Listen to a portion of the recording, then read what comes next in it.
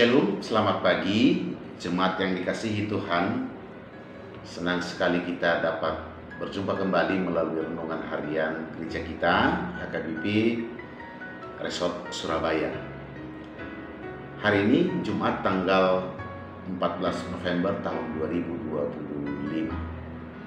Mari sebelum kita mendengarkan, merenungkan firman Tuhan, kita terlebih dahulu persiapkan hati kita.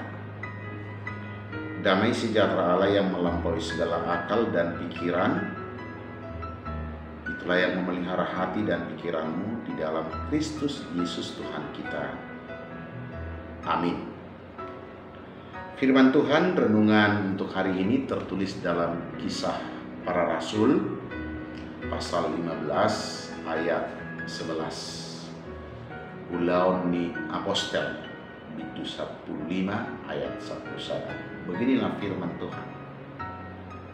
Sebaliknya kita percaya bahwa oleh kasih karunia Tuhan Yesus Kristus kita akan beroleh keselamatan sama seperti mereka juga. Sebaliknya kita percaya bahwa oleh kasih karunia Tuhan Yesus Kristus kita akan beroleh keselamatan sama seperti mereka juga. Marhide sian asini rohani Tuhan Yesus dotahe ubana malua kita dihapor serohata nasida be somonido. Demikian pembacaan firman Tuhan. Bapak Ibu Saudara, saya pikir kita pernah mendengar satu tokoh yang luar biasa bernama Mother Teresa, seorang suster Katolik yang melayani di Calcutta, India. Mother Teresa sangat dikenal oleh pelayanannya yang didasari oleh kasih tanpa batas, batasan kesukuan, batasan kebangsaan, batasan agama. Sungguh-sungguh dia sangat menitik beratkan pelayanannya didasari oleh kasih kemanusiaan, cinta kemanusiaan. Satu ketika dia pernah berkata seperti ini, dari garis keturunan saya ini adalah orang Albania, dari kewarganegaraan saya adalah orang India, dari iman saya adalah warga Katolik, dalam panggilan saya adalah milik dunia. Dalam hatiku telah dipenuhi oleh Yesus Kristus. Demikian Mother Teresa suatu ketika mengungkapkan tentang siapa dia dan apa yang mendasari dia dalam mewujudkan kasih Kristus yang menembus setiap batas yang diciptakan oleh sisi-sisi dunia ini. Sekali lagi dia bilang, dari garis keturunan saya adalah orang Albania, dari kewarganegaraan saya adalah orang India, dari kepercayaan saya adalah warga Katolik, tapi dalam panggilan saya adalah milik dunia. Dalam hatiku telah dipenuhi oleh Yesus. Prinsip itu yang mendasari Mother Teresa sehingga dia sangat-sangat dikenal dalam pelayanan kemanusiaan. Bahkan pada tahun 1979 Mother Teresa dianugerahi hadiah Nobel perdamaian. Kita tahu seseorang yang dianugerahi penghargaan Nobel perdamaian dunia itu tentu melihat, menilai dari tindakan-tindakan kemanusiaan yang dia lakukan.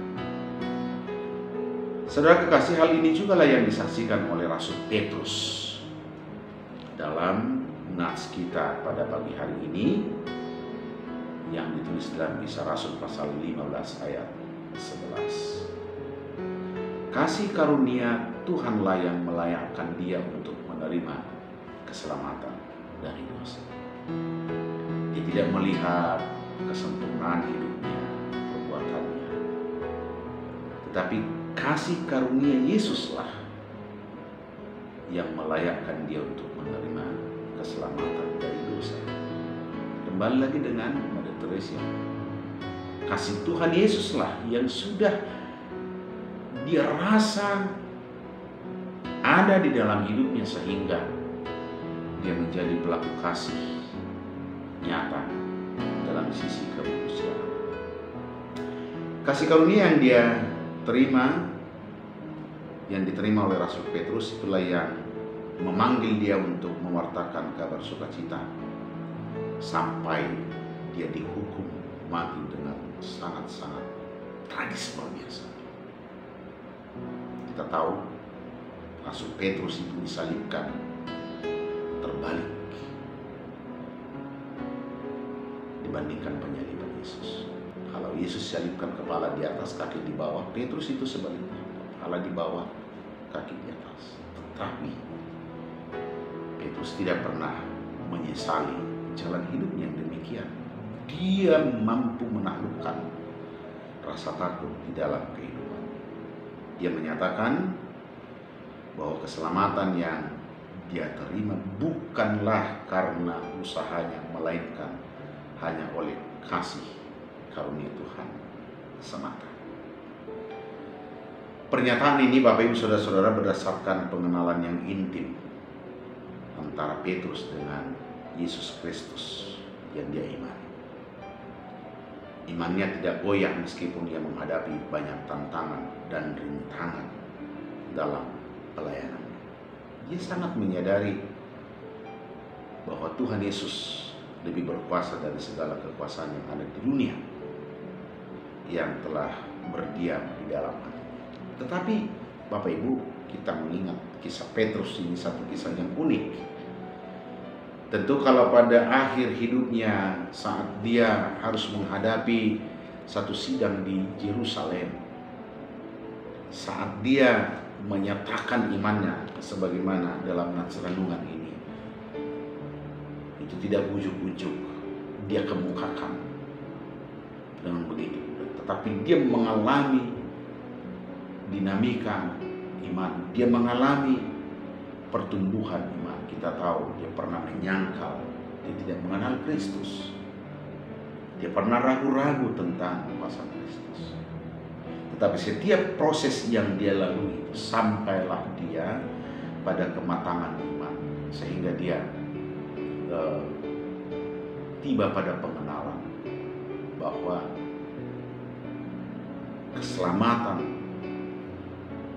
yang dinyatakan Allah Bapa melalui Yesus Kristus sungguh-sungguh telah berdiam dalam hatinya.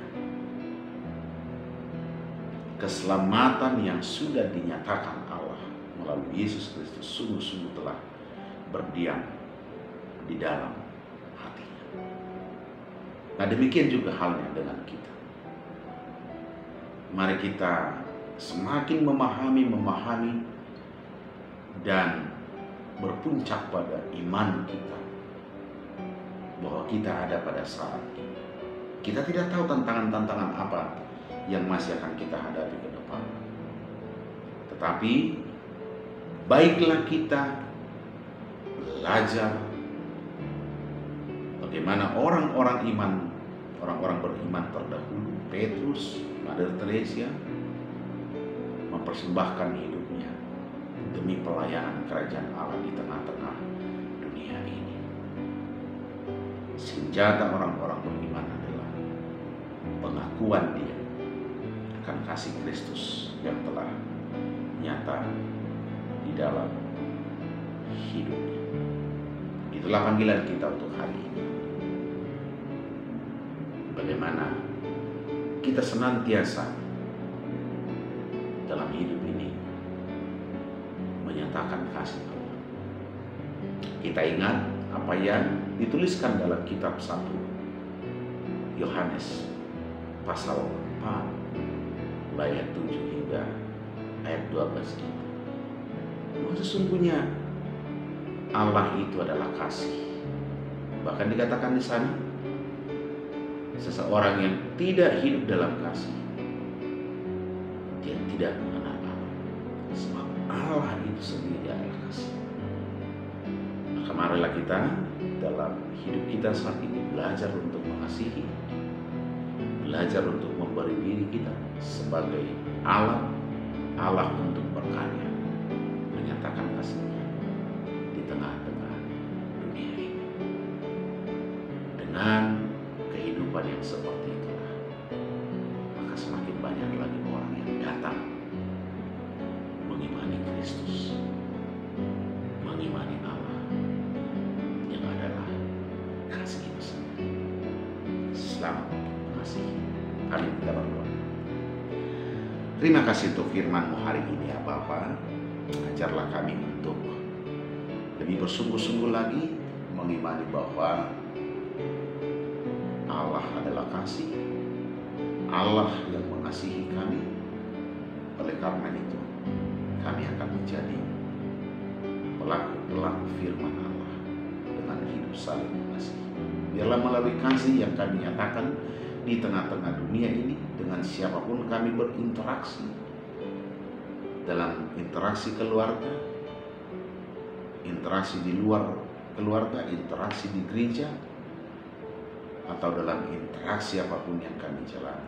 Biarlah semuanya di sana menjadi nyata kasih Allah melalui kehidupan kami. Ajar kami agar dalam setiap sendi-sendi kehidupan kami adalah mimbar pelayanan kami untuk mewujudkan kasih Allah di tengah-tengah dunia.